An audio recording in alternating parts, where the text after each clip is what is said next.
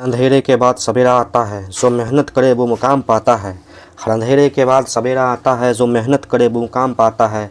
रुकने से कुछ नहीं बदलता, जो चलता है वही आगे बढ़ता है। नमस्ते, गुड इवनिंग दोस्तों। प्रारंभ एकेडमी के इस यूट्यूब चैनल पर आप लोगों का स्वागत है। आज हम लोग 17 से 31 जनवरी के बीच के करेंट अफेयर्स का एनालिसिस करते हैं। इसके तहत महत्वपूर्ण राष्ट्रीय और अंतर्राष्ट्रीय घटनाक्रम जो भी इस बीच में घटित हुए हैं उसका हम डिटेल्स में एनालिसिस करेंगे। यदि वीडियो लंबा होगा तो ये वीडियो हम 2 पार्ट में लेके आएंगे।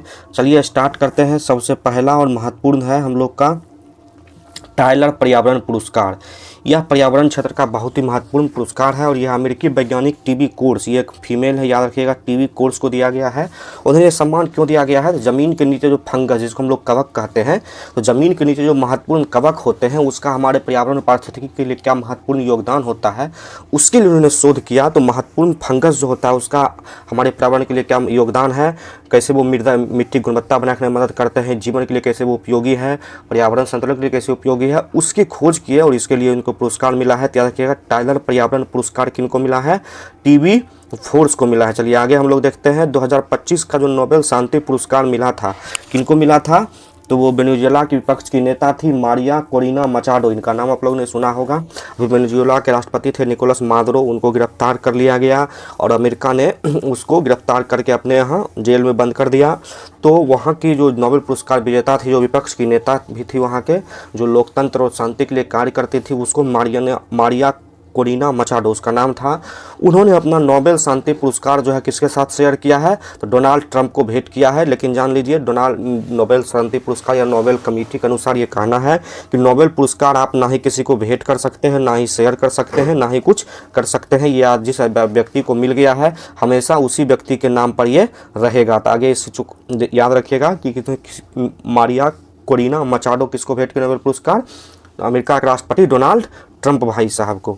ऑस्ट्रेलिया की कप्तान थी एलिसा हेली। उन्होंने कई विश्व कप ऑस्ट्रेलिया को जितवाए हैं।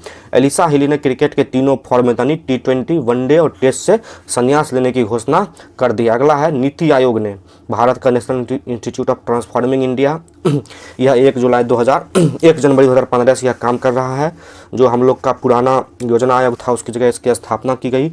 इसके अध्यक्ष प्रधानमंत्री होते हैं और इसके उपाध्यक्ष की नियुक्ति प्रधानमंत्री द्वारा की जाती है। इसके उपाध्यक्ष वर्तमान में सुमन वेरी जी हैं। तो नीति आयोग ने मिजोरम, इसकी राजधानी आइजोल है, मिजोरम को भारत की अदरक राजधानी घोषित किया है। किसको? क्योंकि मिजोरम जो है उच्च गुणवत्ता और अधिक पैदावार तथा जैविक अदरक के उत्पादन के लिए मशहूर है। तो मोस्ट इंपॉर्टेंट VVI याद रखिएगा कि हाल फिलहाल में किसे भारत की अदरक राजधानी घोषित किया गया? तो वो किसे घोषित किया गया है? मिजोरम के। आंध्र प्रदेश के अगला है, आंध्र प्रदेश के मुख्यमंत्री कौन है? एन चंद्रबाबू नायडू। इन्होंने काकीनाडा, बहुत ही फेमस टूरिस्ट पैलेस भी है काकीनाडा, आंध्र प्रदेश में है, को हाइड्रोजन वैली ऑफ इंडिया बनाने का घोषणा किया है कि यहाँ पे भारत को हाइड्रोजन वैली बनाया जाएगा। यहाँ उन्होंने हरित हाइड्रोजन और हरित अमोनिया के उत्पादन के कॉम्प्लेक्स के निर्माण हेतु भूमि पूजन किया। मतलब यहाँ एक बहुत बड़ा कॉम्प्लेक्स बनाया जाएगा जहाँ हरित हाइड्रोजन और हरित अमोनिया का उत्पादन किया जाएगा। हरित हाइड्रोजन का निर्माण कैसे होता है? तो जल को, जैसे H2O है, तो H2O इसमें हाइड्रोजन और ऑक्सीजन दोनों का मिश्रण है।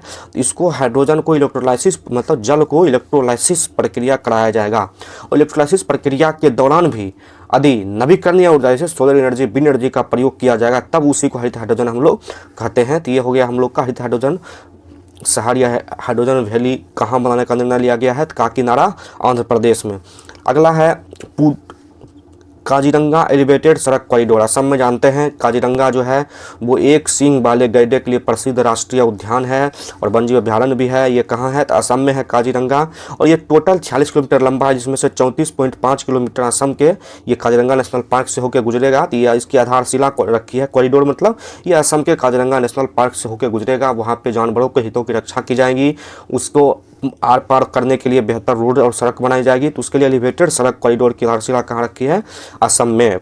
अगला है भारतीय जहाज INS सागर ध्वनि। ये भारतीय जहाज जो INS इंडियन नेवल शिप सागर ध्वनि एक पहल भारत सरकार का सागर मैत्री अभियान, इसका 5वां संस्करण के लिए कोच्चि से रवाना हुआ है। यह भारतीय नौसेना और DRDO की संयुक्त पहल है जो भारत सरकार अपने पड़ोसी देशों के साथ समुद्री सुरक्षा मजबूत करने के लिए एक पहल चलाते हैं जिसका नाम है Sagar, SAGAR, security and growth for all region. मतलब सभी क्षेत्रों में की सुरक्षा और उसका विकास किया जाए समुद्री क्षेत्र में खास करके, उसके लिए सागर पहल भारत सरकार चलाती है। उसी के अनुरूप भारत सरकार का एक अभियान है सागर मैत्री अभियान, और उसके लिए भारत का जहाज कौन गया है, INS सागर धवल। इसमें मोस्ट इंपॉर्टेंट आप याद रखिए कौन कौन, एक सागर मैत्री अभियान और एक सागर अभियान का क्या नाम है, तो security and growth for all region. ये आपको मेंस में भी इस पे कंटेंट के रूप में भी इसको लिख सकते हैं। अगला है भारत और अरब लीग। अरब लीग जिसको हम लोग अरब नेशंस कहते हैं, अरब भाषा के जो अरबी भाषा के जो देश होते हैं, जो अफ्रीका और गल्फ कंट्री में देश उपस्थित हैं, उन देशों ने मिलकर 1945 में अरब लीग की स्थापना की थी। और अरब लीग में वर्तमान में टोटल 22 देश हैं, इसको याद रखिएगा। और इसकी राजधानी मिस्र की राजधानी काहिरा में इसकी मुख्यालय है। तो अरब लीग के जो विदेश मंत्री है उसका प्रमुख संवाद 10 वर्षों बाद, यानी पहले कब हुआ था, जनवरी 2016 में हुआ था पहला, और अब दूसरा कहाँ हुआ है, जनवरी 2026 में हुआ है। कहाँ हुआ है, नई दिल्ली में हुआ है। अरब लीग के और भारत के विदेश मंत्री को बीच बैठक, यानी अरब लीग के जो 22 देश है, 22 देशों के विदेश मंत्री इसमें शामिल हुए। संयुक्त सैन्य अभ्यास है, नाम है इंस्पायर्ड गैम्बिट। किस किसके बीच हुआ, तो भारत, पाकिस्तान तथा USA जो अमेरिका स्टेट की जो सेना है उसके बीच हुआ। पाकिस्तान के खैबर पख्तूनख्वा में हुआ। भी हम लोग जानते हैं कि पाकिस्तान और अमेरिका के बीच दोस्ती बहुत गहरी बढ़ी है। इसका सबसे मेन उद्देश्य है कि पाकिस्तान में जो भी खनिज मिनरल्स है और पाकिस्तान की धरती अमेरिका यूज करना चाहता है, इसलिए पाकिस्तान अमेरिका के बीच दोस्ती बहुत गहरी वर्तमान समय में है। तो उसके लिए संयुक्त सैन्य अभ्यास इंस्पायर्ड गैम्बिट शुरू किया गया है। अगला है युगांडा के राष्ट्रपति कौन नियुक्त हुए हैं, मुसेवेनी नियुक्त किए हैं। युवेरी मुसेवेनी अमेरिका युगांडा के राष्ट्रपति बने हैं। अगला मोस्ट इंपॉर्टेंट प्री और मेंस दोनों के लिए, हाई सी ट्रेटी उच्च समुद्री संधि, इसको BBNJ भी कहा जाता है, बायोडाइवर्सिटी बियॉन्ड नेशनल जुरिडिक्शन। अब देखिए जैसे हम लोग भारत के नक्शे की बात करते हैं तो भारतीय नक्शा से समुद्र तल से जो 200 नॉटिकल मील से जो बाहरी इलाका होता है उसको हम लोग हाई समुद्री या उच्च समुद्री संधि कहते हैं। जहाँ किसी भी देश का अपना भूमि क्षेत्र नहीं होता है, वहाँ एक UN का नियम है UNCLOS, United Nation convention on sea treaty, उसको वहाँ पे लागू होता है। तो उसके अनुसार वहाँ कानून चलता है और उस पर सभी देशों का खुला अधिकार होता है जो 200 नॉटिकल मील से बाहर होता है। उस क्षेत्र में जो जैव विविधता है उसके संरक्षण के लिए एक कानून लाया गया था, बायोडाइवर्सिटी कानून, जो कि UN द्वारा लाया गया था। यह संधि मार्च 2023 में अपनाई गई और सितंबर 2025 में 60 देशों के समर्थन के बाद 17 जनवरी 2026 से प्रभावी हो गया।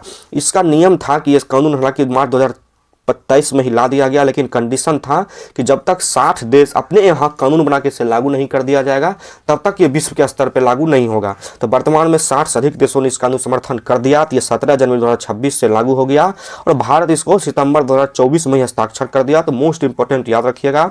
और याद रखिएगा कि अंतर्राष्ट्रीय जल क्षेत्र जो कि हम बताएं 200 नॉटिकल मील से बाहर होता है, वहाँ पर समुद्री जैव विविधता संरक्षण के लिए और उसके सतत उपयोग के लिए ऐतिहासिक, कानूनी और बाध्यकारी यानी क्या है, जो भी देश इसको माने लागू करेगा उसके संबंधित जो भी कानून बनेगा उसको सभी देश को मानना अनिवार्य होगा। यानी ये कैसा है, बाध्यकारी समझौता है, इसको आप लोग याद रखिएगा। यह कानून खुले समुद्र में मेरीन प्रोटेक्टेड एरिया स्थापित करने की बात करता है। मतलब जो है कि मरीन समुद्री क्षेत्र की जो 200 नॉटिकल मील है जो कि खुला समुद्र है जहाँ किसी देश का नियंत्रण नहीं है, उस एरिया में भी यदि वो पारिस्थितिकी रूप से महत्वपूर्ण एरिया है, वहाँ समुद्री जैव विविधता बहुत है, तो उसको मरीन प्रोटेक्टेड एरिया घोषित किया जा सकता है और वहाँ पे विभिन्न प्रकार की गतिविधि बैन की जा सकती है। जैसे दुनिया में बहुत सारे देश है जिसके पास बड़े बड़े मछली पकड़ने के जहाज है, तो उसके मछुआरे जैसे अमेरिका हो गए, चीन हो गए, इन सब देशों के जहाज जो है खुले क्षेत्रों में बहुत दूर दूर तक जाके मछली पकड़ते हैं। तो उन चीज़ों को रोकने के लिए चीज कानून लाया गया है।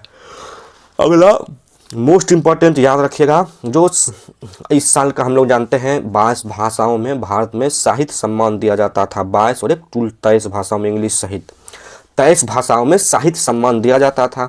इस बार ऐन वक्त पे भारत सरकार ने साहित्य सम्मान फिलहाल रोक दिया है। तो साहित्य सम्मान जब रोक दिया है, तमिलनाडु के साथ जानते हैं कि हिंदी भाषा से दक्षिण भारतीय राज्य में विवाद चलता है, तो तमिलनाडु सरकार ने साहित्य सम्मान की जगह ही एक दक्षिण भारतीय राज्य जो है, दक्षिण भारतीय राज्य में जो भाषा बोली जाती है, तमिलनाडु में तमिल, आंध्र प्रदेश और तेलंगाना में तेलुगु, कन्नड़ कर्नाटक में, मलयालम केरल में, उड़ीसा में उड़िया, बांग्ला पश्चिम बंगाल में और महाराष्ट्र में मराठी, इन भाषाओं के लिए एक अलग ही प्रकार का वो उन्होंने साहित्यिक पुरस्कार की घोषणा कर दी। इसे कहा गया है सेमोजी इल्लिकिया बिरुथु, ये है तमिल भाषा में है और इसे शास्त्रीय भाषा साहित्य पुरस्कार कहा गया है। चेन्नई अंतर्राष्ट्रीय पुस्तक मेला जो हो रहा है वहीं पे तमिलनाडु सरकार ने 7 गैर हिंदी भारतीय भाषाओं के लिए पुरस्कार की घोषणा की है। और उसमें क्या दिया जाएगा, तो दिया जाएगा 5 लाख रुपये नगद राशि पुरस्कार दिया जाएगा। तो आपसे प्रश्न पूछेगा कि हाल फिलहाल में किस राज्य ने साहित्य सम्मान की जगह एक नई भाषा साहित्यिक पुरस्कार की घोषणा की है, तो वो तमिलनाडु सरकार ने। कौन 7 भाषा है, तमिल, तेलुगु, कन्नड़, मलयालम, उड़िया, बांग्ला और मराठी। याद रखिएगा, गुजराती इसमें शामिल नहीं है, तो आपसे ऑप्शन के रूप में भी दे देगा। अगला है देश की पहली खुली समुद्री मछली पालन परियोजना का शुभारंभ कहाँ किया गया है, अंडमान और निकोबार में किया गया है। कौन किए हैं, केंद्रीय मंत्री जितेंद्र सिंह ने किया है। यह परियोजना किस किस के सहयोग से है, पृथ्वी विज्ञान मंत्रालय, national institute of ocean technology तथा अंडमान निकोबार द्वीप समूह प्रशासन के सहयोग से कार्यान्वित किया जा रहा है। तो इसको याद रखिएगा, देश का पहला खुली समुद्री मछली पालन परियोजना कहाँ है, अंडमान और निकोबार द्वीप समूह में है। अगला है एशियाई जल पक्षी गणना कहाँ किया गया है आयोजन, तो आसन आर्द्र भूमि या आसन बैराज है, कहाँ है, उत्तराखंड में है, वहीं पे इसका संपन्न किया गया एशियाई जल पक्षी गणना 2026। यहाँ पे क्या क्या पाया गया है, 126 पक्षी प्रजाति और 1508 व्यक्तिगत पक्षी दर्ज किए गए हैं। मतलब पक्षियों की संख्या उस बैराज में कितना है, आसन आर्द्र भूमि में 5806 पक्षी दर्ज किए गए। आपसे सिर्फ पूछेगा कि एशियाई जल पक्षी गणना कहाँ आयोजित किया गया, तो उत्तराखंड के आसन आर्द्र भूमि में। या पूछेगा हाल ही में चर्चा बढ़ा आसन आर्द्र भूमि या आसन बैराज कहाँ है, तो उत्तराखंड में है।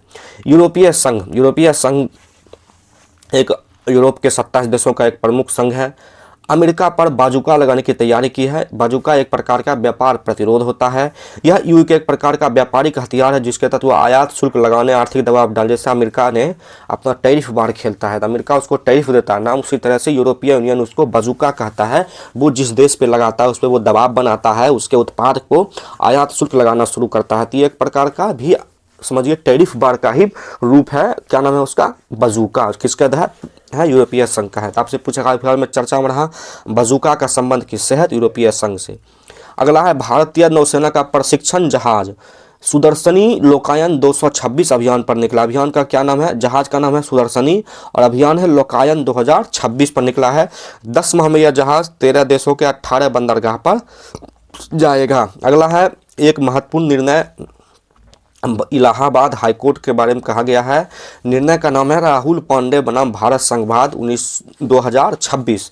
इस बाद में इलाहाबाद हाईकोर्ट ने अनुच्छेद 21 के तहत कहा है कि परीक्षा में बैठने का अधिकार किसी व्यक्ति का मूल अधिकार होगा। जैसे कोई व्यक्ति यदि कोर्ट में किसी मामले में सजा याफ्ता है, कोई व्यक्ति कहीं पर है, उसको यदि वो चाहता है कि हम किसी परीक्षा में बैठे, एग्जाम में शामिल हो, तो उसको बैठने दिया जाएगा, उसका मूल अधिकार होगा। ये किसका है, राहुल पांडे बनाम भारत संघवाद का महत्वपूर्ण निर्णय है। अगला, जैसे दुनिया के अनेक देश अनेक प्रकार के इंडेक्स जारी करता है, उसी तरह से भारत ने भी अपना एक वैश्विक इंडेक्स शुरू किया है जिसका नाम है रिस्पॉन्सिबल नेशन इंडेक्स। दुनिया के कौन सा देश जलवायु परिवर्तन, प्राकृतिक न्याय, नागरिक कल्याण, व्यक्ति की गरिमा आदि के लिए कितने रिस्पॉन्सिबल है, उसके लिए लाया गया है रिस्पॉन्सिबल नेशन इंडेक्स। ये कौन कौन भी मिलकर लाया है, तो वर्ल्ड इंटेलेक्चुअल फाउंडेशन। अगला है जवाहरलाल नेहरू जेएनयू दिल्ली, IIM मुंबई तथा doctor Ambedkar centre international centre है दिल्ली। ये सारे ने मिलकर एक इंडेक्स बनाना शुरू किया है जिसका नाम है रिस्पॉन्सिबल नेशन इंडेक्स। इसमें 3 आयाम है, आंतरिक उत्तरदायित्व, प्राकृतिक पर्यावरणीय उत्तरदायित्व और बाह्य उत्तरदायित्व। बाह्य उत्तरदायित्व मतलब विश्व के देशों में भी आप शांति सुरक्षा बहाल करने के लिए कितने प्रयासरत हैं, शांति, बहुपक्षीय सहयोग, वैश्विक स्थिरता में आप कितना योगदान दे रहे हैं।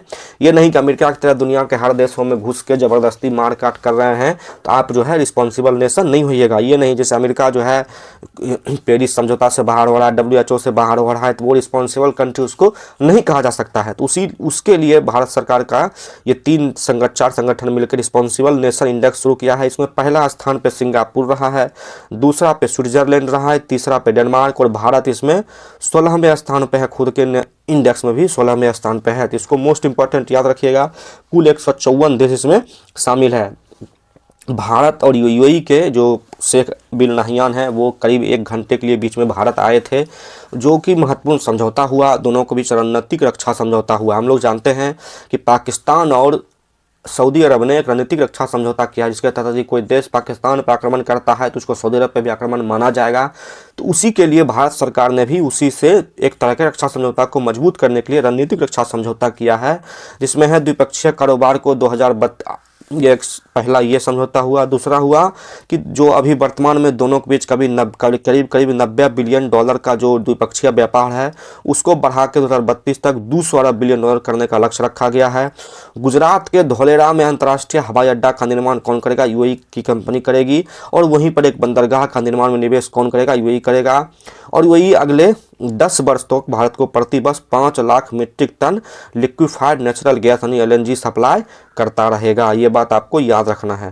तो ये भारत और यूएई के बीच समझौता हुआ, मेंस में आपसे पूछा सकता है तो आप इसको तैयार कर लीजिएगा। भारत पीएम ने यूएई के राष्ट्रपति को शेख मोहम्मद बिन नाहियान को पारंपरिक उपहार क्या है? रॉयल वुडन झूला पूछेगा। हाल ही में चर्चा में रहा रॉयल वुडन झूला का संबंध किस राज्य से है? तो गुजरात से संबंध है, गुजरात की नक्काशी है। जैसे एक था कि ढोला जो ढोकरा कला छत्तीसगढ़ के था वो उन्होंने इटली की पीएम को दी थी, तो उसी तरह से ये है रॉयल वुडन झूला गुजराती नक्काशी है, इसको याद रखिए। अगला है एआई प्लेटफॉर्म जेमिनी जो है आईपीएल का, इंडियन प्रीमियर लीग का जो अगला संस्करण होगा तो उसके अगले 3 संस्करण के लिए स्पॉन्सर बना है। कौन बना है?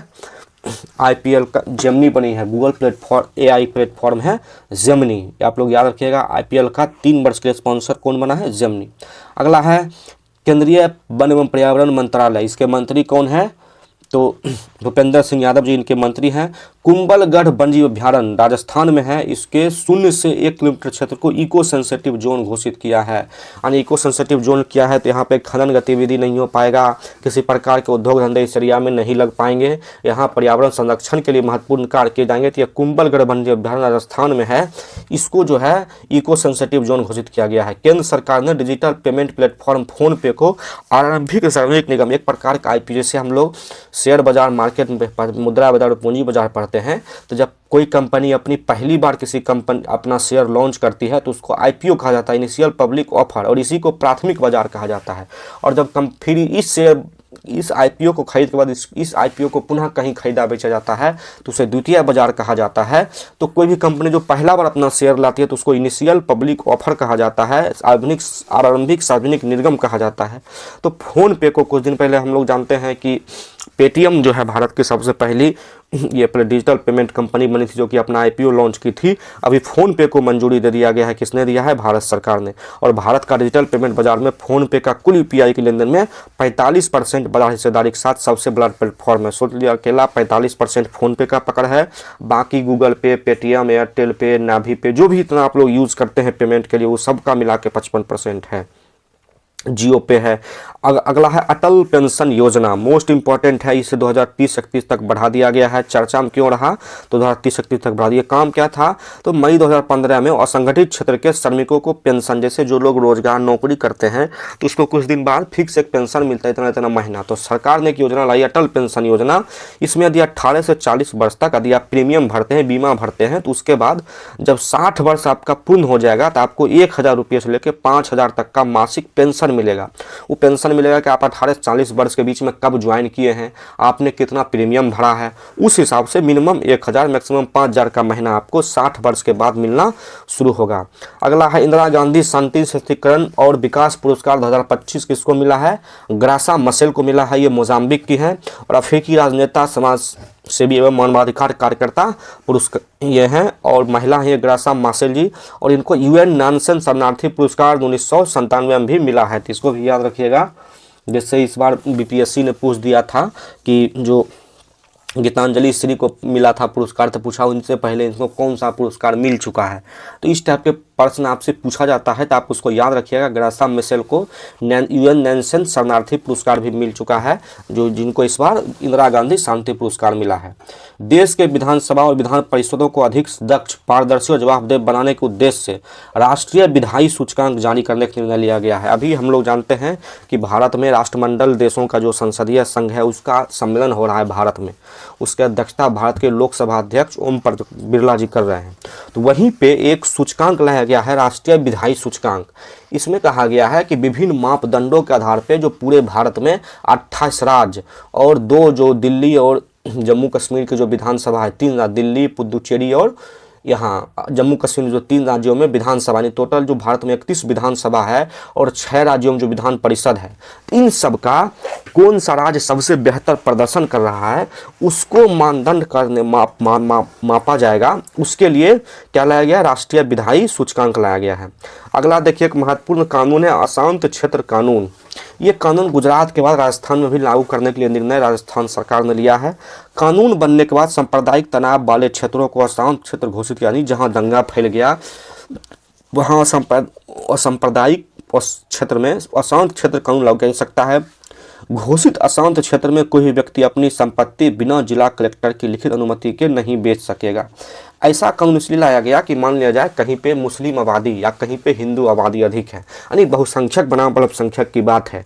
मान लीजिए वहाँ दंगा हो गया, अब डर बैठ गया अल्पसंख्यक के मन में कि बहुसंख्यक लोग मेरा ज़मीन ले लेगा या हड़प लेगा या कुछ भी करेगा, तो लोग डर से ज़बरदस्ती अपना ज़मीन या ज़बरदस्ती हड़पने के लिए हड़प भी लेता है बहुत सारे लोग। तो उसके लिए लाया गया है कि विस्थापन नहीं हो, लोग ज़बरदस्ती भागे नहीं, उसके लिए कानून लाया गया है अशांत क्षेत्र कानून, और ये लाया गया है उसके लिए। तो इसको भी आप लोग मोस्ट इंपॉर्टेंटली याद रखिएगा, अशांत क्षेत्र कानून। चलिए अगला हम लोग का है ऑपरेशन सर्द हवा। जनवरी जब भी आता है शीतलहर होता है, पाकिस्तान घुसपैठ बढ़ा देता है। तो पाकिस्तान की सीमा जो हम लोग का जैसलमेर बाड़मेर राजस्थान में है, पंजाब पाकिस्तान सीमा में, तो उसमें राजस्थान के जो इलाका में है वहाँ पे बीएसएफ हर साल ऑपरेशन सर्द हवा चलाती है। ये फॉरएवर क्वेश्चन है, इसको आप लोग याद रखिएगा। अगला है नासा के अंतरिक्ष यात्री भारतवंशी सुनीता विलियम्स जी हैं, जो कि 27 वर्षों की सेवा के बाद सेवानिवृत्त हो गई है। नासा की एस्ट्रोनॉट थी और कुछ दिन पहले सबसे अधिक अंतरिक्ष में रहने का रिकॉर्ड बना के ये भारत वापस धरती पे लौटी। ECI net, election commission of India net एक एकीकृत डिजिटल प्लेटफॉर्म है। इसको किसने लॉन्च किया, तो निर्वाचन आयोग द्वारा विकसित किया गया है और ये अंग्रेजी सहित 22 भाषाओं में उपलब्ध है। मोस्ट इंपॉर्टेंट, इस टाइप के प्रश्न पूछने का चलन बढ़ चुका है। आप किसी भी एग्जाम में दे रहे हैं कि कितने भाषाओं में अवेलेबल हैं, तो इस टाइप के प्रश्न आप देख लीजिएगा। प्रीवियस ईयर में विभिन्न योजनाओं विभिन्न कार्यक्रमों में इस प्रकार के प्रश्न पूछे गए हैं, तो याद रखिएगा 22 भाषाओं में यह है। चुनाव संबंधित सभी जानकारी और सेवाओं के लिए है और इसको भारत के इलेक्शन कमीशन ऑफ इंडिया ने विकसित किया है। अगला है जनगणना 2027, इसकी घोषणा कर दी गई है। जनगणना कराता कौन है, तो भारत के महापंजीयक करवाते हैं। वो कौन है, वर्तमान में मृत्युंजय कुमार करवाते हैं। जनगणना के पहले चरण में घरों की सूची बनाने एवं घरों की गणना के दौरान नागरिकों से कुल 33 सवाल पूछे जाएंगे। कितने सवाल, आपके पास गाड़ी है कि नहीं है, पक्का घर है, शौचालय है कि नहीं है, खपरा का घर है, बाइक है, किस प्रकार के सारे टाइप के कुल 33 सवाल पूछे जाएंगे। जनगणना का पहला चरण 1 अप्रैल 2026 से 30 सितंबर 2026 तक चलेगा। इसमें मकानों की गिनती होगी, जो ये 33 सवाल है, ये 33 सवाल पूछे जाएंगे। और फिर दूसरे चरण में 2027 से आगे फरवरी 2027 से आबादी की जनगणना होगी, लोगों के बारे में गणना की जाएगी। तो उम्मीद है कि फरवरी सितंबर मतलब 2027 के अंत तक या जनवरी के शुरू में भारत का जो जनगणना होगा 16वीं जनगणना, उसका रिपोर्ट हम लोग के सामने आ जाएगा। अंकटाड के अनुसार जो है वर्ष 2025 में वैश्विक स्तर पर FDI में वृद्धि हुई है 14%। यह बढ़कर कितना हो गया, $160 ट्रिलियन हो गया है। और भारत में यह करीब कितना रहा है, $37 अरब हो गया, 47 अरब 47 अरब डॉलर हो गया है। हालांकि भारत में पिछले कुछ वर्षों में FDI में लगातार गिरावट आई है। भारत में सबसे अधिक FDI 2021-22 में $73 बिलियन का आया था और अभी देखिए कितना है, $47 बिलियन। पिछले वर्ष भी करीब यह 40 बिलियन डॉलर 38 बिलियन डॉलर के आसपास था। तो FDI में लगातार घटोतरी बढ़ोतरी हो रही है, तो इसलिए भी एक कार्यक्रम लाया गया है। तो भारत में FDI बढ़कर 73% बढ़कर करीब $47 अरब हो गया है। लेकिन ये FDI लगातार उतार चढ़ाव बढ़ा रहता है और विश्व में वैश्विक अनिश्चितता कैसी है, डॉलर के मुकाबले रुपये का मूल्य क्या हो रहा है, कितने लाभांश और शेयर बिक रहे हैं, तो उस हिसाब से इसका जो है FDI भारत में घटते बढ़ते रहता है। और ये FDI एक प्रकार का अनिश्चित इसको निवेश कहा जाता है, क्योंकि FDI में होता क्या है कि कोई विदेशी कंपनी किसी में अपना हिस्सा लेके खरीदी, उससे वो लाभ कमा ली, फिर उसको बेच के चली गई। जैसे मान जाए कोई कोचिंग संस्थान मान ले लीजिए, कोचिंग संस्थान में विदेश की एक कंपनी ने 20% अपना निवेश किया, उसको कुछ लाभ हुआ, बाद में अपना हिस्सा बेच के निकल गई यहाँ से, तो उसको FDI का मतलब अनिश्चित लाभ इसको कहा जाता है। इसका उतार चढ़ाव हमेशा बढ़ते घटते रहता है। अगला है प्रोफेसर अनिल डी सहस्त्रबुद्धे समिति, इसका संबंध IIT कानपुर में है से है कि वहाँ लगातार आत्महत्या बढ़ रही है। तो सुप्रीम कोर्ट ने निर्णय दिया कि वहाँ एक समिति गठित की जाए कि भाई IIT जैसे प्रतिष्ठित संस्थान में जाने के बाद भी बच्चों में आत्महत्या का दर क्यों बढ़ रहा है, उसके लिए। अगला है बोर्ड ऑफ पीस का गठन किया गया है, कहाँ, गाजा में जो है शांति स्थिति बहाल करने के लिए बोर्ड ऑफ पीस का गठन किया गया है डोनाल्ड ट्रंप भाई साहब के द्वारा, अमेरिकी राष्ट्रपति ने, और भारत ने इसमें शामिल होने से मना कर दिया। लेकिन इस पर कार्य कैसे होगा, ये काम कैसे करेगा, इस पर अभी संशय बरकरार है। तैयार किएगा board of peace. Theyyam Kerala का पारंपरिक क्या है, नृत्य है, क्या नाम है, थय्यम अनुष्ठान कला है। आपसे पूछा जाएगा थय्यम क्या है, तो केरल का पारंपरिक अनुष्ठान कला है। The state of finance for nature, ये मोस्ट इंपॉर्टेंट याद रखिए। इसमें जो 4-5 चीज़ें भी आपको हम बताएंगे, ये एक प्रकार का कर्व की बात करता है। वो कर्व कैसे काम करता है उसकी चर्चा हम करेंगे। तो the state of finance for nature एक यूएनईपी द्वारा लाया गया है कि यूएनईपी द्वारा प्रकृति बचाने के लिए जितने पैसे निवेश कर रही है उससे 30 गुना ज़्यादा पैसा उसे नष्ट करने पर बर्बाद कर रहा है। जैसे दुनिया जो है यदि मान लीजिए 1 पेड़ लगा रही है तो 30 पेड़ काट दे रही है, उसी तरह से यदि 1 रुपया पर्यावरण संरक्षण के लिए काम किया जा रहा है तो 30 रुपया पर्यावरण को बर्बाद करने पे खर्च किया जा रहा है। ये इसका किसका रिपोर्ट है, ये यूएनईपी द्वारा रिपोर्ट है। और वर्तमान में जो वैश्विक समस्या जलवायु परिवर्तन सबसे बड़ा गंभीर मुद्दा है, कहीं पे बाढ़, कहीं पे सूखा, ग्लेशियर का पिघलना, जंगल में आग लगना, हीट वेव बढ़ना, ये सारी समस्या जलवायु परिवर्तन की ही देन है। लेकिन उसके लिए विश्व के देश सजग नहीं है, काम नहीं कर रहा है और कह रहा है कि $1 के मुकाबले $30 से खर्च किए जा रहे हैं जो पर्यावरण को भारी नुकसान पहुंचा रहे हैं। और इन्होंने समाधान भी व्यक्त किया है कि नेचर ट्रांजिशन एक्स कर्व, एक प्रकार के इन्होंने कर्व की चर्चा की है जिसको एक्स कर्व कहा गया है। इस टाइप का एक कर्व है, ये एक्स टाइप का कर्व की समाधान की चर्चा की है। यह सरकारों और व्यवसायों को प्रकृति के नुकसान पहुंचाने वाले निवेश को कम करने में, तो ऐसा निवेश को कम कीजिए जो प्रकृति को निवेश पहुंचाता है, तथा वैसे चीज़ को सब्सिडी घट, जैसे मान लिया जाए कि भारत में मध्य प्रदेश में कोई जंगल है और वहाँ पे सोयाबीन की खेती करने के लिए सरकार सब्सिडी दे रही है और वहाँ के किसान जंगल काट करके सोयाबीन की खेती कर रहे हैं क्योंकि उसको सरकार सब्सिडी दे रही है। तो यूएनईपी का कहना है कि आप ऐसी सब्सिडी को बंद कीजिए जो जंगल घटा। जैसे मान जाए किसी देश में दूध का उत्पादन कम हो रहा है, अब वहाँ के देश लोगों को कहे कि आप जंगल काटिए, मवेशी पालन शुरू कीजिए और वहाँ पे गाय भैंस को चारा उपजाइए। तो यूएनईपी कहना है कि आप इस टाइप की सब्सिडी को कम कीजिए और इससे निवेश को कम कीजिए तथा प्रकृति आधारित समाधान में निवेश को रोड मैप तैयार कीजिए। ये एक प्रकार का बात करता है। तो ये चर्चा में रहा क्या चीज़, तो the state of finance for nature कौन तैयार किया, यूएनईपी द्वारा। यूएसए ने विश्व स्वास्थ्य संगठन से अलग होने की घोषणा की है। अमेरिका डब्ल्यूएचओ में सबसे बड़ा दानदाता रहा है और ये कॉप जो पेरिस सम्मेलन हुआ था उससे भी अलग हो गया है, मतलब अंतर्राष्ट्रीय मानवाधिकार संगठन से भी अलग हो गया है। तो इसका कहना है कि ये सारे संस्थान बेकार हैं, काम सही तरीके से नहीं करता है। तो इन सारे संस्थानों से इन्होंने अलग होने की घोषणा अमेरिका ने की है। अगला है पीएम स्वनिधि योजना का एक क्रेडिट कार्ड लॉन्च किया गया है। प्रधानमंत्री स्वनिधि योजना जो कि जिस समय लॉकडाउन था 2020 में, उस समय एक योजना शुरू की गई थी। अब इस योजना में इसमें था कि 10,000 रुपया एक मुश्त बिना ब्याज के लोन जो है स्ट्रीट वेंडर, जो छोटा मोटा रेहड़ी पटरी वाले जो दुकानदार होते थे, उसको दिया जाता था। अब उसके लिए एक प्रकार का क्रेडिट कार्ड लॉन्च किया गया है। यदि आप पीएम स्वनिधि योजना के भागीदार हैं तो आपको क्रेडिट कार्ड लॉन्च किया जाएगा जो कि आप पे यूपीआई से जुड़ा रहेगा, यानी जो आप यूपीआई यूज करते हैं उससे आपकी क्रेडिट कार्ड आपका जुड़ा रहेगा और उससे ज़रूरत पड़ने पर आप 10,000 से 30,000 रुपये तक का कर्ज लेके आप रेहड़ी पटरी की दुकान चला सकते हैं। चाय कॉफ़ी का दुकान, खोमचा वाले, ठेले वाले, फल वाले, उस टाइप के दुकान के लिए योजना लाया गया था पीएम स्वनिधि योजना 2020 में लॉकडाउन के समय। अभी फिलहाल में मोदी जी ने तिरुवनंतपुरम से इस योजना के क्रेडिट कार्ड स्कीम की शुरुआत की है, इसको याद रखिएगा। राष्ट्रपति भवन में जो है ग्रंथ कुटीर का उद्घाटन किया गया राष्ट्रपति द्रौपदी मुर्मू द्वारा। इसमें जो प्राचीन भारतीय महाकाव्य हैं, दर्शन शास्त्र है, भाषा विज्ञान, इतिहास आदि की जो पुस्तक है उसको वहाँ पे रखा गया है। वहाँ पे कहाँ पे, राष्ट्रपति भवन में, और उसका नाम रखा गया है ग्रंथ कुटीर यानी शास्त्र पुस्तकालय। तो उद्घाटन कौन, राष्ट्रपति द्रौपदी मुर्मू जी ने राष्ट्रपति भवन में। अगला है किसी भी नेशनल पार्क के भीतर दुनिया का पहला क्रिकेट स्टेडियम कहाँ बनाया जा रहा है, तो Victoria Falls National stadium park में मोसी ओया टुन्या अंतर्राष्ट्रीय क्रिकेट स्टेडियम बन रहा है। और विक्टोरिया फॉल्स कहाँ ये है नेशनल पार्क, ये है जिम्बाब्वे में। इसको यहाँ पे लिखना भूल गए आप लोग, याद रखिएगा जिम्बाब्वे में ये नेशनल पार्क है। और मज़ा सोच लीजिए कि आप लोग घूमने जाओ, वहाँ बगल में क्रिकेट अंतर्राष्ट्रीय क्रिकेट मैच भी हो रहा है। ये अंतर्राष्ट्रीय क्रिकेट स्टेडियम का नाम है मोसी ओआ टुन्या अंतर्राष्ट्रीय क्रिकेट स्टेडियम, जिम्बाब्वे में है, विक्टोरिया फॉल्स नेशनल पार्क में ये बन रहा है। गुजरात के गांधीनगर में भारत की पूर्णतः राज्य वित्तपोषित जैव सुरक्षा स्तर जो BSL-4 होता है, जैसे हम लोग मानक तय करते हैं गाड़ियों के लिए, तो उसी तरह से ये BSL-4 मानक है, उस प्रयोगशाला है, वो जो जैव सुरक्षा होता है उसके लिए एक प्रयोगशाला का उद्घाटन कहाँ किया गया है? गुजरात के गांधीनगर में। और यह राज्य द्वारा वित्त पोषित भारत का पहला है। BSL-4 प्रयोगशाला अत्यंत खतरनाक और अधिक संक्रामक रोगजनों के प्रबंधन हेतु जैविक नियंत्रण का उच्चतम स्तर है। मतलब जो भी खतरनाक और अत्यधिक संक्रमणशील रोगजनक है, जैसे बहुत सारा बीमारी है जो कवक के, विषाणु के, जीवाणु के प्रसार से फैलता है, तो उसके जैविक नियंत्रण उसका कैसा किया जाए, उसके लिए BSL-4 प्रयोगशाला उद्घाटन किया गया है। यह रोग के अनुसंधान करता है, उसका टीका बनाता है, उसका उपचार खोज करता है कि उपलब्ध है कि नहीं। अगला मोस्ट इम्पॉर्टेंट है, चेन्नई में थोलकिप्पिया पूंगा इको पार्क है। कहाँ है? चेन्नई में। क्या नाम है? थोलकिप्पिया पूंगा इको पार्क, चेन्नई में।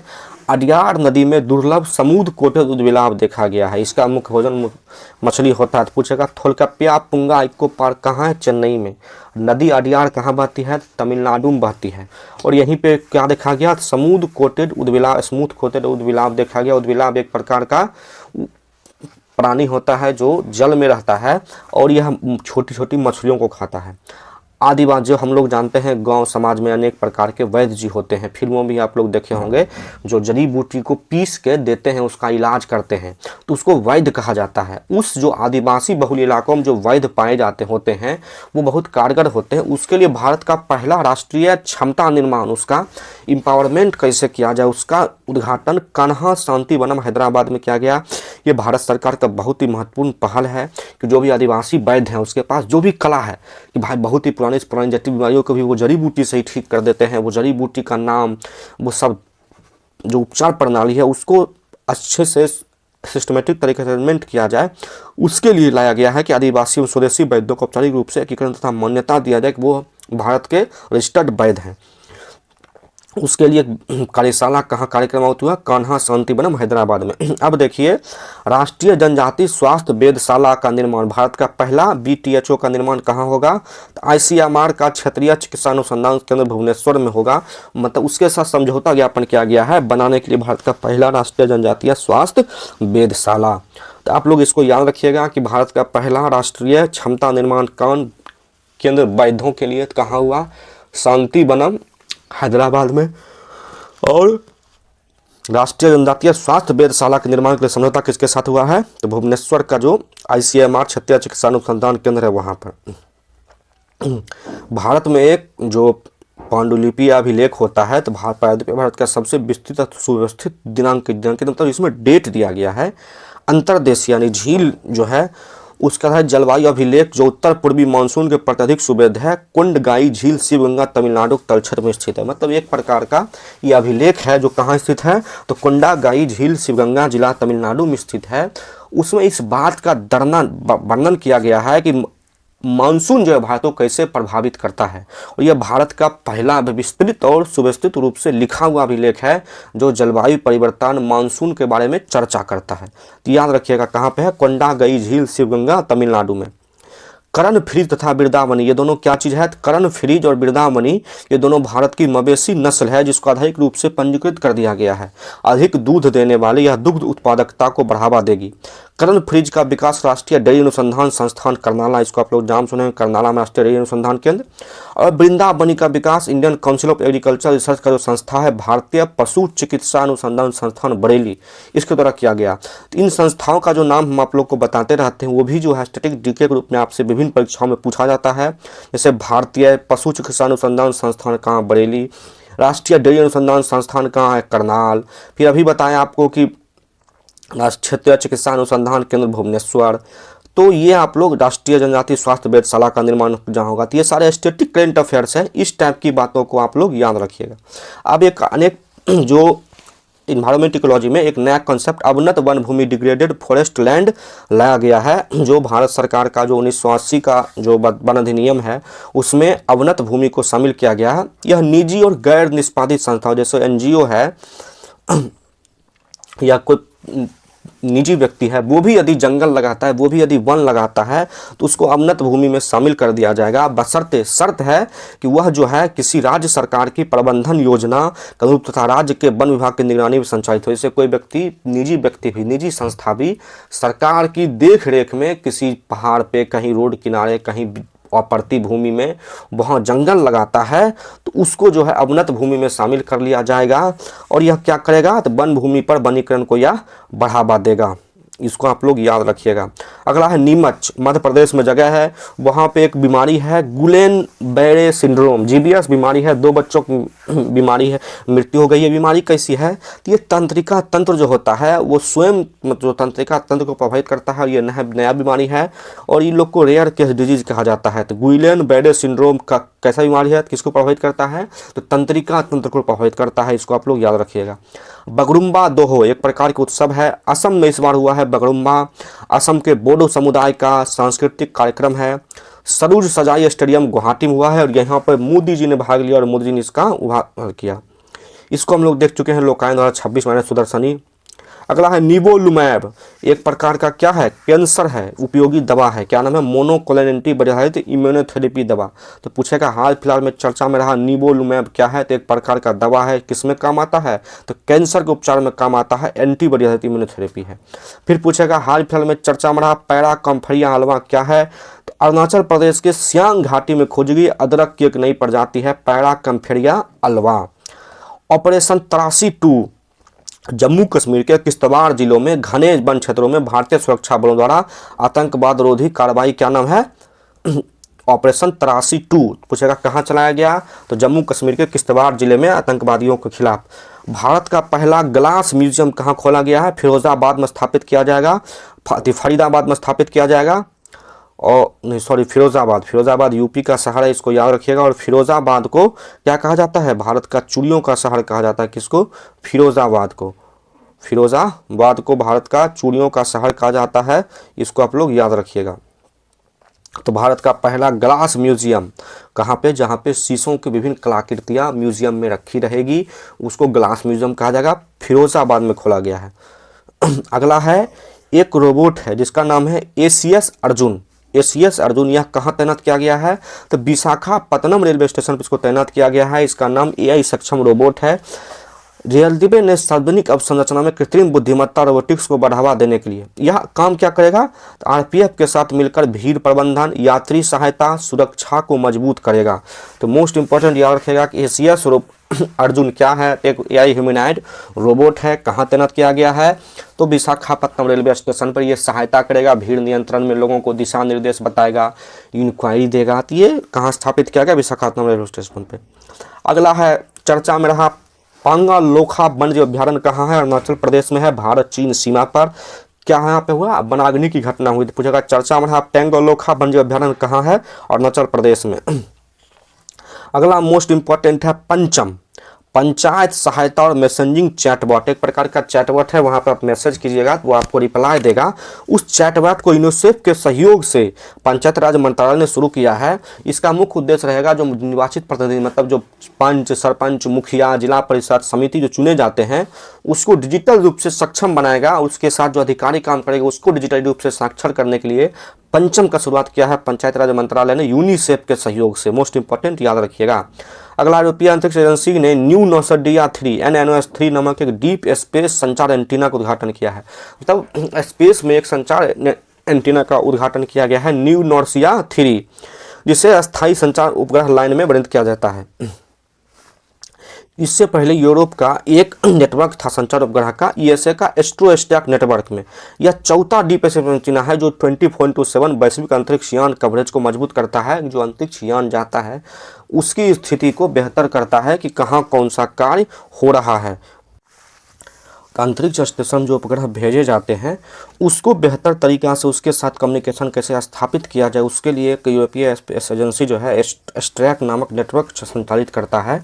और यह एक एंटीना है जो कहाँ स्थापित है, तो न्यू नॉर्सिया ग्रेन स्टेशन है, कहाँ है, तो पश्चिमी ऑस्ट्रेलिया में स्थापित है। और यह करता क्या है, तो वही जैसे जो कृत्रिम उपग्रह छोड़े जाते हैं उसके बीच कम्युनिकेशन कैसे स्थापित किया जाए उसके लिए कार्य करता है। अगला है स्पुटिक गस्तर त्यौहार, या स्पुटिक गस्तर उत्सव कहाँ मनाया गया, लद्दाख में।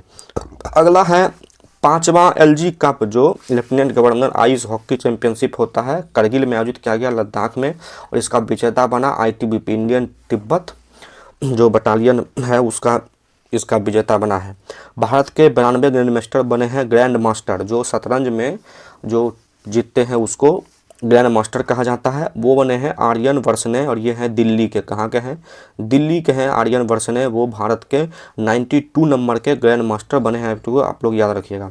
पीएम विश्वकर्मा हाट, जो विश्वकर्मा योजना है उसमें जो एमएसएमई मंत्रालय का पहल है, उसी के उसमें क्या क्या उत्पाद बिक्री होगा उस सब के लिए हाट लगाया गया है, मानी एक प्रकार का मेला लगाया गया है नई दिल्ली में एमएसएमई मंत्रालय द्वारा। उत्तरार्ध महोत्सव मनाया गया है कहाँ, तो मोढेरा सूर्य मंदिर गुजरात में। अगला है भारत श्रीलंका तथा मालदीव के बीच 17वां नंबर का दोस्ती नौसैनिक सैन्य अभ्यास मालदीव की राजधानी माले में समुद्र में हुआ है। तो याद रखिएगा कितना नंबर का, 17 नंबर का है दोस्ती सैन्य अभ्यास भारत श्रीलंका तथा मालदीव का। अगला है भारत का संस्कृति मंत्रालय और अंतर्राष्ट्रीय बौद्ध संघ ने मिलकर दूसरा वैश्विक बौद्ध समिट का आयोजन नई दिल्ली में किया है, इसको भी याद रखिएगा। अगला है भारत सरकार ने बीज अधिनियम 2026 लागू किया है, प्रीलिम्स और मेंस दोनों के लिए मोस्ट इंपॉर्टेंट है। इसका लक्ष्य क्या है, किसानों तक गुणवत्तापूर्ण बीज पहुंचाना, ट्रेंसबिलिटी तकनीक को लागू करना, मतलब जैसे और अनिवार्य पंजीकरण व्यवस्था लागू करना। जैसे कुछ बीज ऐसे होते हैं जिसको हम लोग टर्मिनेटर बीज कहते हैं, जैसे कंपनी ऐसी बीज बनाने लगी है कि उसको बीज आप खेत में बो दीजिए, आप उससे गेहूँ पैदा कर लिए, आप उस गेहूं को पुनः आप बीज के रूप में प्रयोग करना चाहते हैं, खेत में उसको बीज में उपजाना चाहते हैं, तो वो बीज के रूप में प्रयोग होगा ही नहीं। तो भारत सरकार चाहती है कि नहीं, ऐसा तकनीक नहीं विकसित किया जाए, इस टाइप के बीज नहीं हो। यदि किसान चाहे एक बार बीज बोने के बाद वो अपने ही खेत का गेहूँ, अपने ही खेत का धान, अपने ही खेत का मक्का को बीज के रूप में प्रयोग करना चाहे तो वो उसको बीज के रूप में प्रयोग कर सके। इसके लिए आप जो है भारत सरकार काम करने के लिए तैयार है। तो उसके लिए बीज अधिनियम 2026 लाया गया है। घटिया बीज दे दिया दुकानदार ने या कंपनी ने, गलत बीज दे दिया, डुप्लीकेट बीज बनने लगा है, बिजली की कालाबाजारी होने लगी है, ये सब को रोकने के लिए लाया गया अधिनियम है। और घटिया बीज देने के लिए 500 रुपये से लेकर 30 लाख रुपये तक का जुर्माना सरकार लगा सकती है। किसान बीज लिए मतलब बीज अधिनियम 2026 मोस्ट इंपोर्टेंट याद रखिएगा। 77वां गणतंत्र दिवस 2026 मुख्य विषय वंदे मातरम था। यूरोपीय परिषद के अध्यक्ष श्री एंटोनियो कोस्टा था। यूरोपीय आयोग के अध्यक्ष उर्सुला वॉन डेर लेयन इसके मुख्य अतिथि रहे। याद रखिएगा कि 77वां नंबर का गणतंत्र दिवस है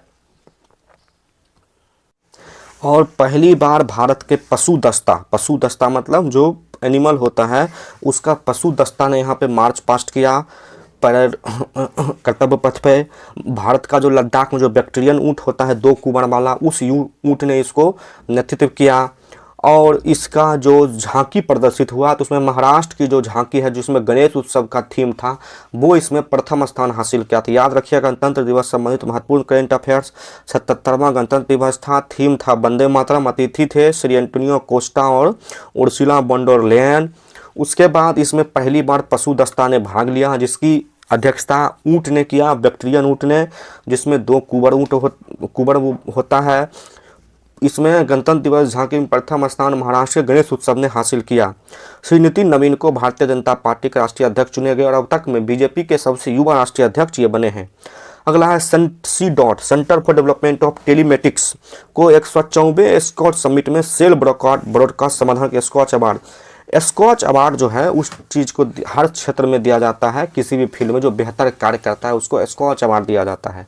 तो सेल ब्रॉडकास्ट समाधान के लिए दिया गया है, किसको, CDOT को दिया गया है।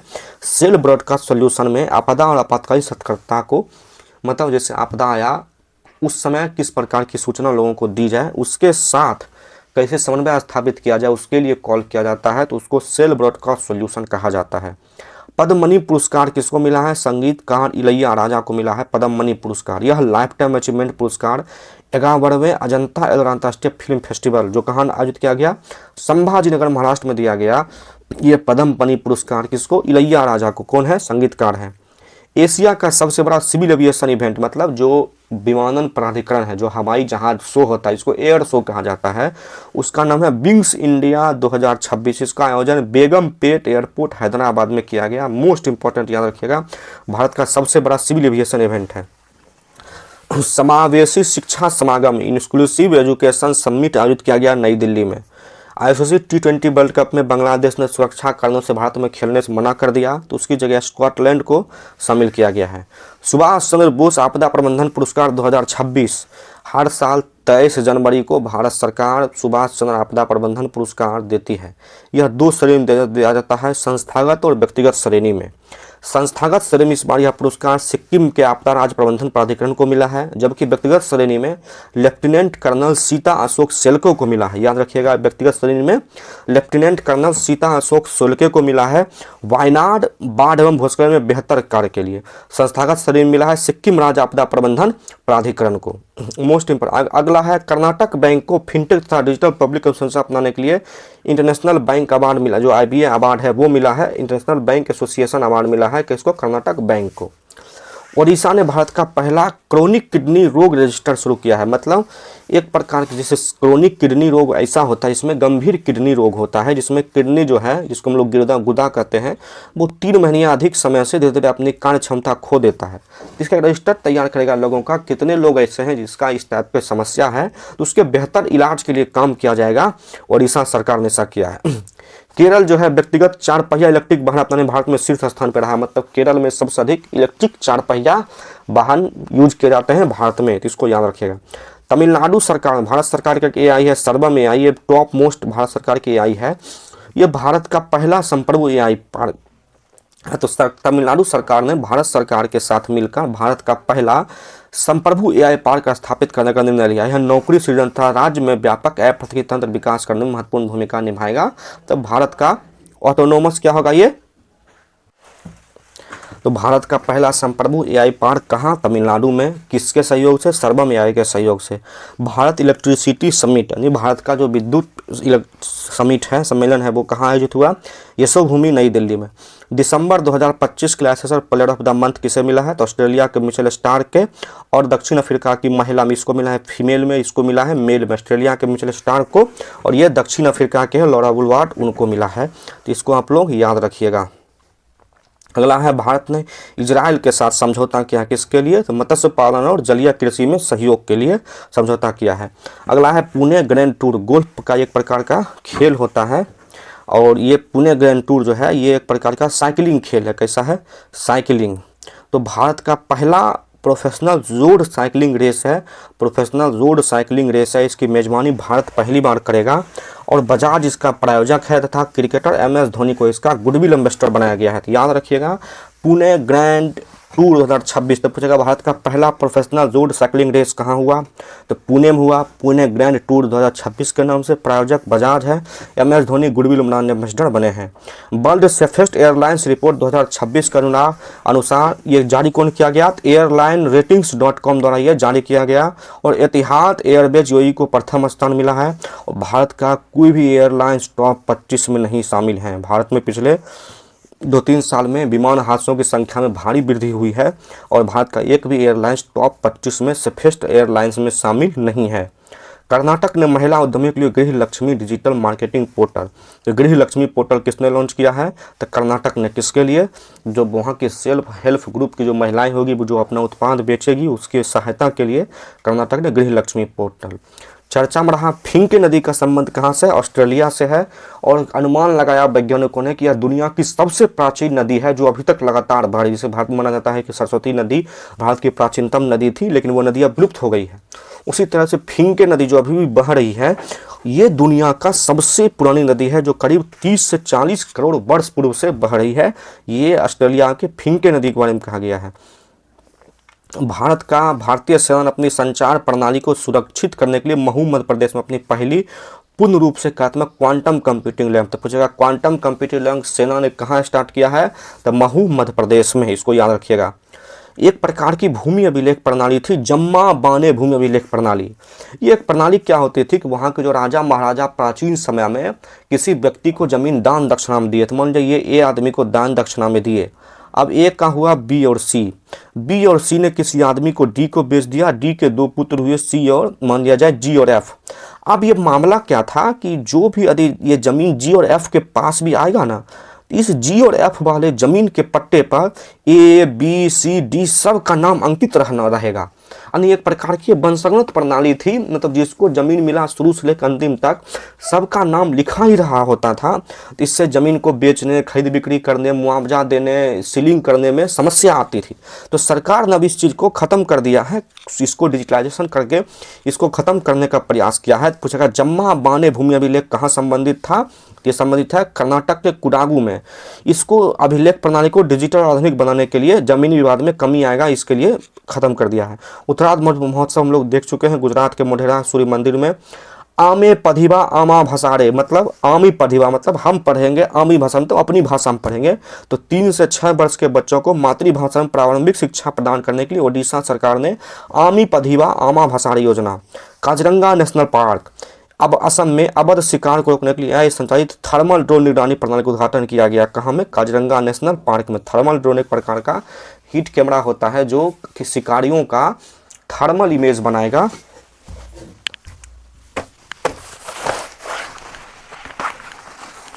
तो ये एक प्रकार का थर्मल इमेजिंग करके AI सक्षम है और ये क्या करेगा? रोकेगा शिकार को। नागपुर में रक्षा मंत्री राजनाथ सिंह ने सोलर डिफेंस एंड एरोस्पेस एक केंद्र है, उसके सेंटर में पूरी तरह से संचालित 300 mm आकार का गोला बारूद संयंत्र का उद्घाटन कहाँ किया गया? नागपुर में। निजी कंपनियां solar defence and aerospace company उसके परिसर में। भारत चीन के बाद दुनिया का सबसे बड़ा 5G सब्सक्राइबर वाला देश बन गया है। भारत में सबसे अधिक आबादी दुनिया में है और चीन के बाद भारत में सबसे अधिक 5G सब्सक्राइबर मौजूद हैं। बेम्बाला नदी सिंचाई परियोजना कहाँ चर्चा में है? तो महाराष्ट्र की परियोजना हाल फिलहाल में चर्चा में रही, बेम्बाला नदी सिंचाई परियोजना। विजय हजारे ट्रॉफी 2025-26 का खिताब विदर्भ ने सौराष्ट्र को हराकर पहली बार जीता है। तो कौन जीता है? विदर्भ जीता है पहली बार विजय हजारे ट्रॉफी। ये 50-50 ओवर का टूर्नामेंट होता है, क्रिकेट का टूर्नामेंट है, इसको आप लोग याद रखिएगा। जैसे रणजी ट्रॉफी टेस्ट फॉर्मेट है, विजय हजारे ट्रॉफी 50-50 ट्रॉफी है, 50 ओवर का वनडे है, और सैयद मुश्ताक अली T20 फॉर्मेट का ट्रॉफी है। तो ये क्रिकेट का 3 अलग अलग फॉर्मेट का अलग अलग ट्रॉफी है, इसको आप लोग याद रखिएगा। अगला है पंजाब सरकार ने आवारा कुत्तों से संबंधित समस्या को समाधान के लिए पंजाब की पहली डॉग सेंचुरी की शुरुआत कहाँ किया है? लुधियाना में। तो पंजाब की पहली डॉग सेंचुरी कहाँ? लुधियाना में। CRPF के DGP कौन बने हैं? DIG रवि शंकर छवि जी को बनाया गया है CRPF के DIG। स्पेस सिटी प्रोजेक्ट के तहत आंध्र प्रदेश सरकार ने बंगाल की खाड़ी में काकीनाडा खाड़ी के होप आइलैंड पर सैटेलाइट लॉन्चिंग सुविधा विकसित करने की घोषणा की है। मतलब आंध्र प्रदेश सरकार एक स्पेस सिटी बनाना चाहती है। तो पूछेगा स्पेस सिटी कहाँ बनाया जाएगा? तो आंध्र प्रदेश में। अब बंगाल खाड़ी में काकीनाडा की खाड़ी, जैसे खाड़ी का एक भाग है जो आंध्र प्रदेश के पास, उसको काकीनाडा खाड़ी आंध्र प्रदेश सरकार कहती है। वहाँ का एक द्वीप समूह है या आइलैंड है जिसको होप आइलैंड कहा गया है। वहाँ पर आंध्र प्रदेश सरकार सैटेलाइट लॉन्चिंग सुविधा, जैसे भारत में श्रीहरिकोटा है जी सैटेलाइट लॉन्चिंग सुविधा, उसी तरह से आंध्र प्रदेश में आंध्र प्रदेश सरकार अपने होप आइलैंड पर सैटेलाइट लॉन्चिंग सुविधा बनाएगी। ऑपरेशन आर्कटिक एंडेश्योर, अभी जानते हैं डेनमार्क का जो ग्रीनलैंड एरिया है उस पर अमेरिका कहता है राष्ट्रपति ट्रंप भाई साहब किसको हम हड़प लेंगे, अपने में मिला लेंगे।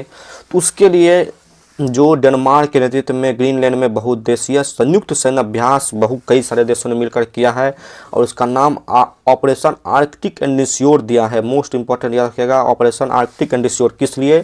तो ग्रीनलैंड की रक्षा के लिए। अगला है लुम्बियो सेफ्टी इंडेक्स 2026 जो है उसके अनुसार किंगदाओ चीन का शहर है, दुनिया का सबसे सुरक्षित शहर है।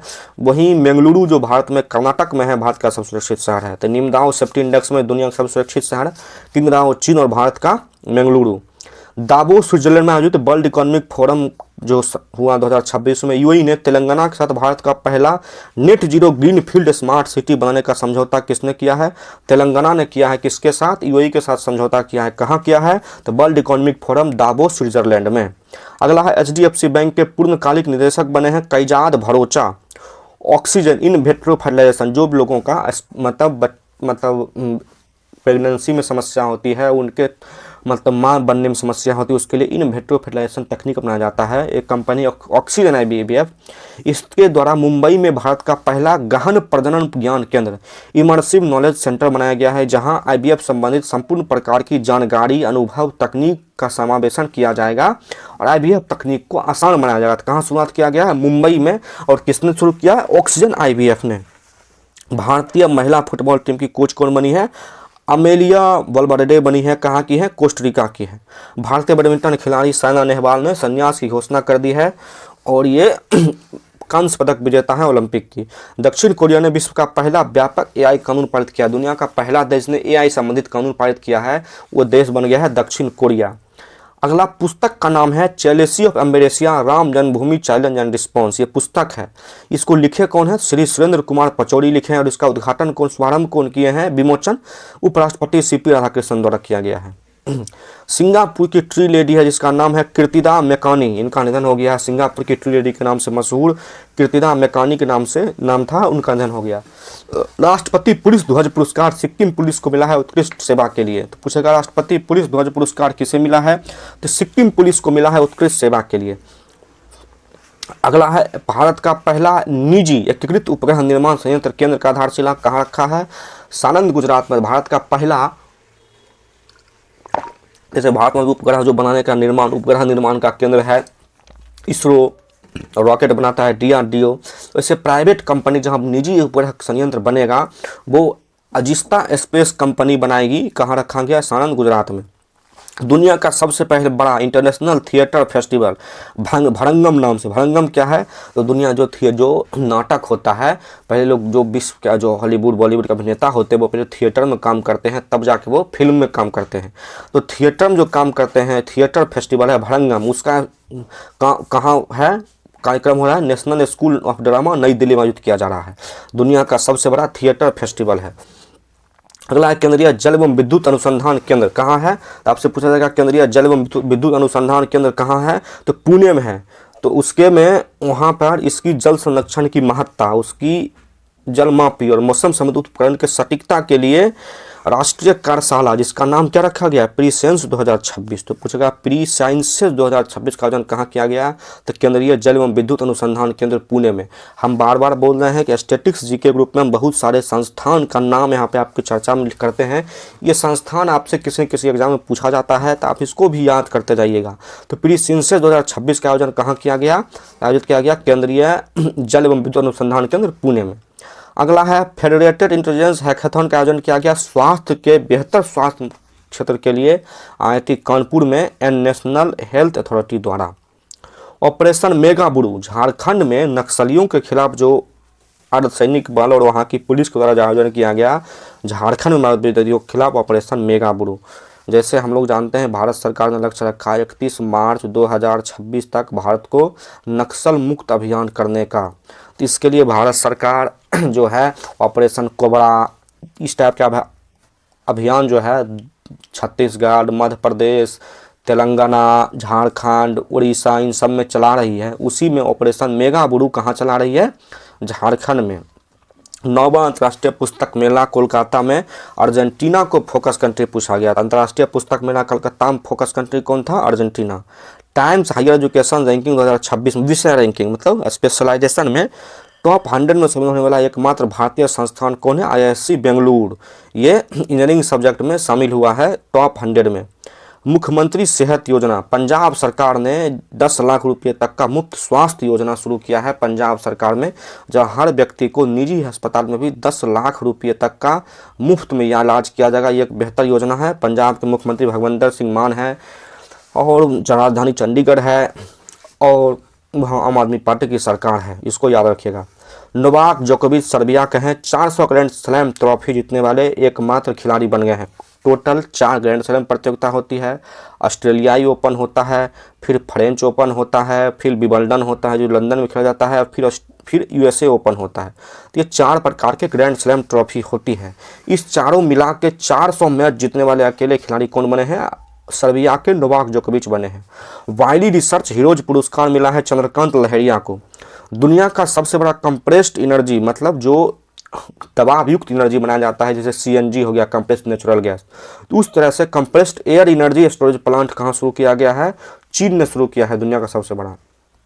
अब देखिए बेसिलस स्टेबिलिटिस एक प्रकार का जीवाणु है जिसको केरल ने अपना राज्य का सूक्ष्म जीव घोषित किया है। यह अच्छा बैक्टीरिया कहलाता है जो मानव आंत, किण्वित खाद्य पदार्थ, मिट्टी तथा पौधों की सतह को में व्यापक रूप से पाया जाता है और इसको सकारात्मक रूप से प्रभावित करता है। तो पूछेगा किसने अपना सूक्ष्म जीव घोषित राज्य सूक्ष्म जीव घोषित किया है? तो केरल ने बेसिलस एसेंबलिस्टिस को। फ्रांस की नेशनल असेंबली है, वहाँ की जो भारत में से संसद को भारत में पढ़ लिया संसद भवन कहा जाता है। बांग्लादेश को नेशनल पंचायत कहा जाता है। तो उसी तरह से फ्रांस की वहाँ को नेशनल असेंबली कहा जाता है। उसने 15 वर्ष से कम उम्र के बच्चों को सोशल मीडिया पर प्रतिबंध लगाने के लिए विधेयक पारित किया है। अगला है उत्तराखंड के ओक के जंगल, जिसको हम लोग बलूत भी कहते हैं, वहाँ पर एक कवक यानी मशरूम की प्रजाति खोजी गई है। और यह देश में हिमिली को एक प्रजाति होती है मशरूम की, हेमिलिसिनम, इसके वंश का पहला आधिकारिक रिकॉर्ड है। पूछेगा हाल फिलहाल में कहाँ पे नई कवक की प्रजाति खोजी गई, तो उत्तराखंड में। इसको आप लोग याद रखिएगा। एस्ट्रोबेलेंथिस क्या है, तो अरुणाचल प्रदेश में खोजी गई फूलों की नई प्रजाति क्या है, एस्ट्रोबेलेंथिस। अगला है माताबाड़ी पर्यटन सर्किट परियोजना, जिसका शुभारंभ मोदी जी ने किया उड़ीसा त्रिपुरा में। तो त्रिपुर सुंदरी मंदिर है, त्रिपुरा का सबसे बड़ा मंदिर है त्रिपुर सुंदरी मंदिर। इसी त्रिपुर माता के नाम पर उड़ीसा का नाम त्रिपुरा भी रखा गया है। उसके बाद चाबी मोरा झील है और दुम्बुर झील है। इन तीनों को जोड़ने के लिए माताबाड़ी पर्यटन सर्किट परियोजना शुभारंभ त्रिपुरा में। गणतंत्र दिवस परेड बता चुके हैं कि महाराष्ट्र की राज झांकी को प्रथम स्थान मिला है। महाराष्ट्र अगला है माइक्रोसॉफ्ट में TCMSC को कि 3 नैनोमीटर प्रक्रिया पर निर्मित custom AI interference accelerator chip मैया। पूछेगा माइक्रोसॉफ्ट में, पूछेगा मैया 200 चिप किसने लॉन्च किया है, तो लॉन्च किया है माइक्रोसॉफ्ट में। अब पूछेगा इसकी क्षमता कितना है, तो 10 A फ्लिप फ्लॉप है, पेटा ऑपरेशन पर फ्लिप फ्लॉप इसको कहा जाता है। तो इसकी स्पीड बहुत ज़्यादा है। तो आपसे पूछेगा मैया 200 AI इंटरफेरेंस एक्सेलेरेटर चिप किसने लॉन्च किया है, तो माइक्रोसॉफ्ट ने लॉन्च किया है।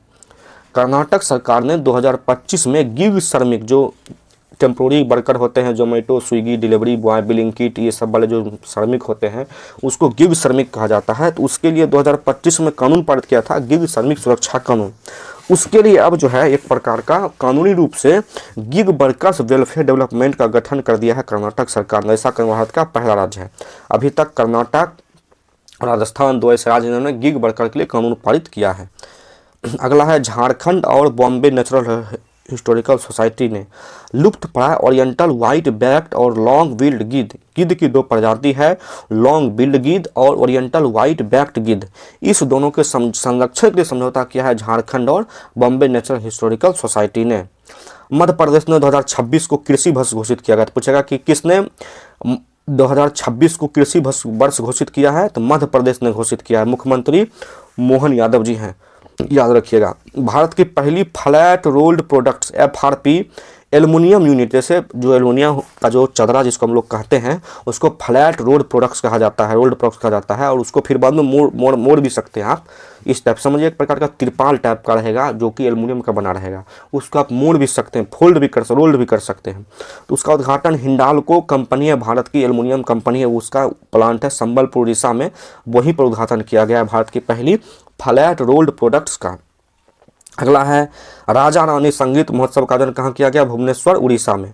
विंग्स इंडिया बता ही दिए हैं, तो वहाँ पे विंग्स इंडिया भारत का सबसे बड़ा एविएशन आयोजन है। और वहाँ पे उत्तराखंड को एविएशन में प्रमोशन के लिए बेस्ट स्टेट का पुरस्कार मिला है।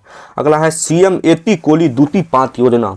CM एती कोली दूती पात योजना असम सरकार द्वारा चाय बागान के जो मजदूर हैं उसको वित्तीय सहायता, ये एक प्रकार का फ्रीबीज है जो मुफ्त में असम सरकार द्वारा चाय बागान मजदूर को दिया जाएगा। बेसिकली वहाँ चुनाव होने वाले हैं, तो सरकार मुफ्त में बहुत सारी घोषणाएं लगातार कर रही है। आजकल भारत में एक प्रकार का ट्रेंड चल गया है कि मुफ्त में खास करके महिलाओं को अपने रूप में वोट बैंक में बांधने के लिए विभिन्न प्रकार की योजनाओं के रूप में उसको मुफ्त में पैसा दे दिया जाए, जिसको एक प्रकार के वोट खरीद योजना भी हम लोग कह सकते हैं। भारत सरकार ने मेघालय के विश्व प्रसिद्ध लिविंग रूट ब्रिज, जो इधर टाइप के जो जड़ होता है, 2 पेड़ के जड़ ही आपस में मिलकर एक प्रकार के ब्रिज बना लेते हैं, उसको लिविंग रूट ब्रिज कहा जाता है। उसको विश्व के धरोहर, यूनेस्को जो विश्व धरोहर समिति जो सूची है उसमें दर्जा दिलाने के लिए नामांकित किया है। अभी भारत में कुल कितने हैं, 43 हैं। जैसे नवीन में जो है मराठा का जो सैन्य परिवेश है, टोटल 12 किला है, जिसमें 11 गो महाराष्ट्र में और 1 तमिलनाडु में है। होया नंगेसिस नवीन नागालैंड में खोजी गई पौधे की एक नई प्रजाति का क्या नाम है, होया नंगेसिस। यूरोपीय यूनियन ने ईरान की इस्लामिक जो IRGC है, इस्लामिक रिवोल्यूशनरी गार्ड कॉर्प्स, इसको जो है आतंकवादी संगठन घोषित किसने कर दिया, यूरोपीय यूनियन ने कर दिया।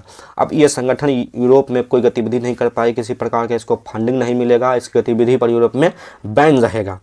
केंद्र सरकार ने डिजिटल जनगणना और 27 के तहत गुजरात राज्य को पूर्णतः डिजिटल प्रविष्टि प्राप्त करने वाला पहला राज्य घोषित किया है। मतलब जो 2027 का डिजिटल जनगणना होगा उसमें गुजरात पहला राज्य बन गया जो पूरा तरीका से सारी प्रविष्टि को डिजिटल रूप से अपने आप में सबमिट कर लिया है, तो उसको गुजरात राज्य बना है। कौशल विकास एवं उद्यमिता मंत्रालय जो है गूगल क्लाउड और चौधरी चरण सिंह विश्वविद्यालय के सहयोग से मेरठ में पहला AI पावर यूनिवर्सिटी बना रही है। तो भारत का पहला AI पावर यूनिवर्सिटी कहाँ बन रहा है? मेरठ में। जो कृषि विश्वविद्यालय चौधरी चरण सिंह विश्वविद्यालय है उसके सहयोग से और गूगल क्लाउड के सहयोग से, और कौन बना रहा है? कौशल विकास एवं उद्यमिता मंत्रालय द्वारा बनाया जा रहा है। अगला है रुद्र आर्म्ड हेलीकॉप्टर उड़ाने के लिए क्वालिफाइड करने वाली भारतीय सेना की पहली महिला अधिकारी बनी है हंसजा शर्मा। तो हंसजा शर्मा कौन बनी है? तो रुद्र आर्म्ड हेलीकॉप्टर उड़ाने वाली क्वालिफाइड करने वाली भारत की पहली भारतीय सेना की अधिकारी बनी है। चर्चा में रहा Hansja Sharma. Smile International Film Festival का 12वां संस्करण कहाँ आयोजित किया गया है? नई दिल्ली में आयोजित किया गया है।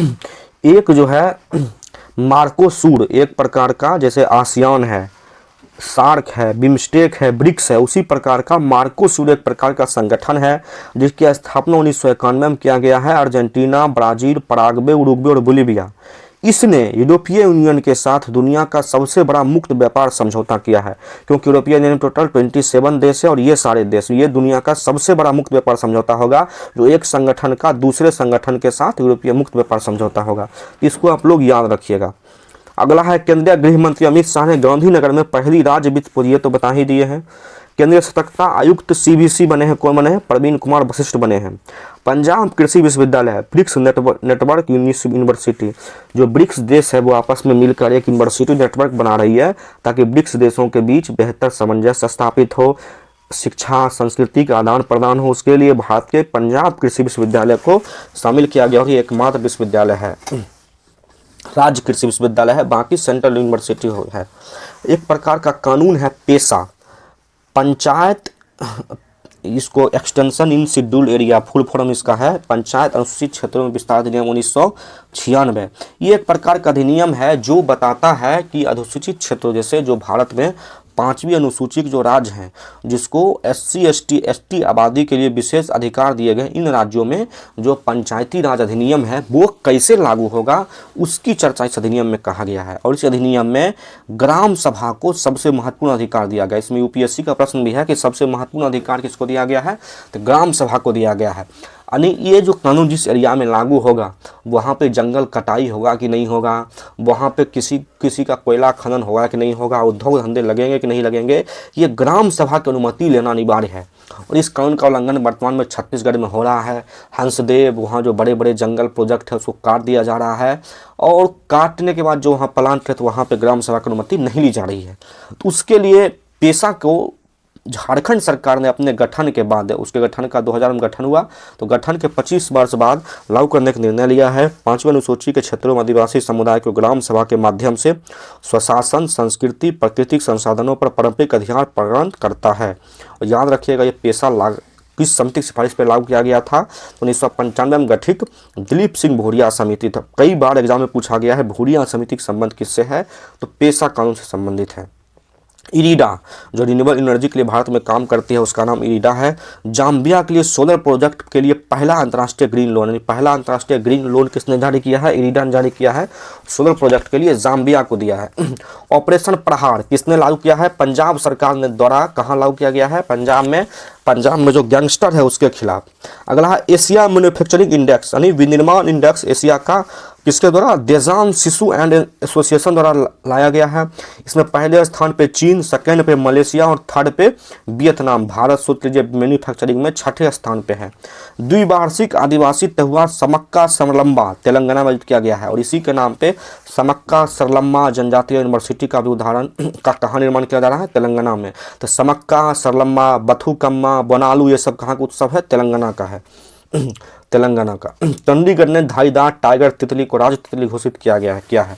तो कहाँ किसने? तो चंडीगढ़ ने धारीदार टाइगर तितली को राज्य तितली घोषित किया है, जो चंडीगढ़ UT है। तो इन स्पेस, इंडियन स्पेस जो निजी कंपनी है, ये पहले निजी पृथ्वी अवलोकन उपग्रह तारामंडल, क्या नाम है उपग्रह का? तारामंडल के लिए पिक्सल एक कंपनी, भारत की निजी कंपनी है जो उपग्रह नियंत्रित क्षेत्र में कार्य करती है, उसके लिए समझौता किया है। अगला है आर्कटिक हवा का एक शक्तिशाली प्रवाह से बने तूफान फर्न ने यूएस तो पूछेगा फर्न क्या है, तो एक शक्तिशाली ठंड तूफान है, वो कहाँ आया है, यूएसए में आया है। ऑपरेशन सहाद्री चेकमेट कहाँ आया है, राजस्व खुफिया निदेशालय द्वारा दुर्गम वन क्षेत्र में गुप्त रूप से संचालित मादक पदार्थ उत्पादन नेटवर्क को ध्वस्त करने के लिए।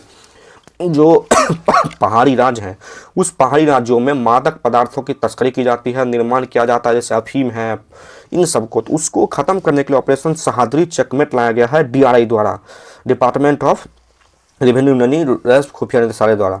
ओलंपिक काउंसिल ऑफ एशिया का अध्यक्ष कौन बने हैं, शेख जोयान बिन हमद बने हैं, यूएई के हैं। वायदी रिसर्च हीरोज पुरस्कार डॉक्टर चंद्रकांत लहरिया पहले भारतीय बता चुके हैं।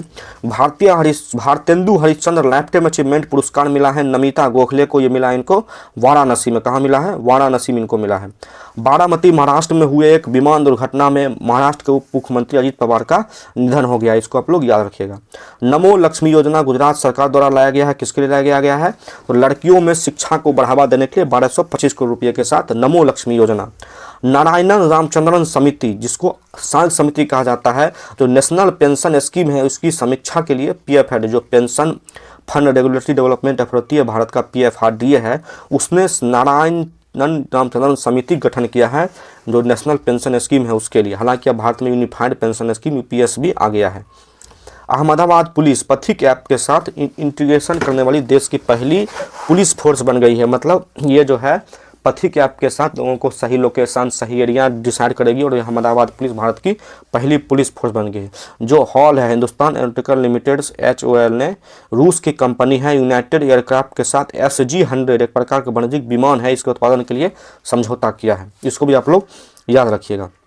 अगला है उड़ीसा के 3 बौद्ध स्थल। उड़ीसा में ये 3 बौद्ध स्थल है, रत्नागिरी, उदयगिरी, ललितगिरी। इसको यूनेस्को के विश्व धरोहर की संभावित सूची में शामिल किया गया है। अभी बताएं किसको शामिल किया गया है, मेघालय के लिविंग रूट ब्रिज को भी, और फिर रत्नागिरी, उदयगिरी और ललितगिरी को भी शामिल किया गया है। गणतंत्र दिवस में राष्ट्रपति द्रौपदी मुर्मू जी के साथ ध्वजारोहण करने वाली पहली महिला अधिकारी कौन बनी है, अक्षिता धनखड़। गणतंत्र दिवस कितना नंबर का था, 77वें नंबर का था। ध्वजारोहण किसने किया, राष्ट्रपति द्रौपदी मुर्मू जी ने, उनके साथ कौन थे, अक्षिता धनखड़ जी थे। और मुख्य अतिथि कौन थे, यूरोपीय काउंसिल और यूरोपीय यूनियन के अध्यक्ष उर्सुला वॉन डर थे, और उनके साथ उन यूरोपीय काउंसिल के अध्यक्ष भी थे। उसके बाद महाराष्ट्र की झांकी को प्रथम स्थान मिला। उसके बाद पहली बार पशु दस्ता ने भाग लिया, इसको भी आप लोग याद रखिएगा। अगला है मेघालय का पहला राजनीतिक वाला मसाला महोत्सव का आयोजन कहाँ किया गया, मुंबई में किया गया, मसाला के नेतृत्व वाला। अगला है पद्म पुरस्कार 2026। कुल 131 लोगों को पद्म पुरस्कार दिया गया, जिसमें 19 महिलाएं हैं, 16 को मरणोपरांत दिया गया। इसमें 5 पद्म विभूषण, 13 पद्म भूषण और 113 पद्मश्री। इसमें से 5 जो पद्म विभूषण है ये मोस्ट इंपॉर्टेंट याद रखिएगा। धर्मेंद्र जो हीरो थे, अभिनेता थे, मृत्यु हो गए उनको। केटी थॉमस, सुश्री एन राजगन, श्री पी नारायणन और BS अच्युतानंद, ये केरल के पूर्व मुख्यमंत्री थे, BS अच्युतानंद, इनको मिला है। पद्म भूषण मिला है गायक अलका याग्निक को। भगत सिंह कोश्यारी ये राज्यपाल हैं। शिबू सोरेन झारखंड के पूर्व मुख्यमंत्री थे। विजय अमृतराज भारत के बैडमिंटन खिलाड़ी हैं। VK मल्होत्रा को मिला है। उदय कोटक जो कोटक बैंक है उनके हैं ये। और पद्मश्री 113 लोगों को मिला है, जिसमें कुछ महत्वपूर्ण नाम हरमीत सिंह कौर भुल्लर हॉकी खिलाड़ी हैं, रोहित शर्मा क्रिकेटर हैं, सविता पुनिया हॉकी के हैं, इनको मिला है। अब हम लोग इससे पिछले वीडियो हमने 15 जनवरी तक के महत्वपूर्ण दिवस को देख लिया था। अब हम जो है उसके बाद के महत्वपूर्ण दिवस को देखते हैं। 16 जनवरी को मनाया गया राष्ट्रीय स्टार्टअप दिवस। कोक बड़ोक, उड़ीसा की एक भाषा है कोक बड़ोक, उसी में उपलक्ष्य में कोक बड़ोक दिवस मनाया जाता है 19 जनवरी को। राष्ट्रीय पेंगुइन दिवस मनाया जाता है 20 जनवरी को। पराक्रम दिवस नेताजी सुभाष चंद्र बोस का हैप्पी बर्थडे है, तो 23 जनवरी को मनाया जाता है। इनका जन्म 23 जनवरी को उड़ीसा कटक में हुआ था। राष्ट्रीय बालिका दिवस 24 जनवरी को, सरोजिनी नायडू जी का हैप्पी बर्थडे इस दिन है। अंतर्राष्ट्रीय शिक्षा दिवस 24 जनवरी को। राष्ट्रीय मतदाता दिवस 25 जनवरी को। 25 जनवरी 1950 को भारत का निर्वाचन आयोग काम करना शुरू किया था। शहीद दिवस 30 जनवरी को महात्मा गांधी जी की इस दिन हत्या हुई थी। तो ये हमारे महत्वपूर्ण करेंट अफेयर्स थे, जिसको हम लोगों ने 16 जनवरी से 31 जनवरी के बीच में देखा था। वीडियो आप लोग को कैसा लगा, लाइक कीजिए, शेयर कीजिए, कमेंट कीजिए और अपने दोस्तों को बताइए, और साथ ही वीडियो को शेयर कीजिए और निरंतर अभ्यास करते रहिए। 72वें BPSC के नोटिफिकेशन भी आ चुका है। जुलाई में एग्ज़ाम होगा, तो मोस्ट इम्पॉर्टेंट है कि जनवरी से जुलाई के बीच करंट अफेयर्स पूछे जाएंगे, तो आप लोग इसको लगातार कार्य करते रहिए। अगले वीडियो हम लोग बिहार करंट अफेयर जो जनवरी 2026 के महत्वपूर्ण बिहार करंट अफेयर्स थे उस पर चर्चा करेंगे। ठीक, मिलते हैं अगले वीडियो में। बाय, गुड नाइट, पढ़ते रहिए।